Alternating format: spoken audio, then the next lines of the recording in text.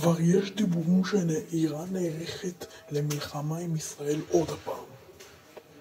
אלו הטילים שאיראן שיגרה לנו במבצע עמקלבי, ואלו הטילים שיכולים לשגר אלינו בחידוש המלחמה עם איראן. וזה טיל איראני שכבר יורט על ידי חץ 3 או חץ 2, תראו עץ הגודל שלו, כמעט 3 מטר. איראן יחזרו לשגר אלינו בחידוש המלחמה כאלו כטב"מים כמו שהד ופלק. נראה לי הם גנבו חיקוי ישראלי, כמובן.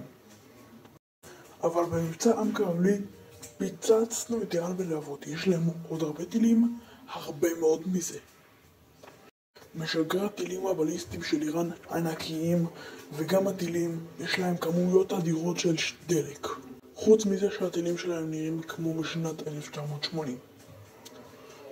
ותסתכלו על התמונה הזאת.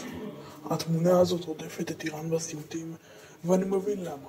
כך נוכל להתחמק מהאיום האיראני. ובדיוק ככה נוכל לחמוק.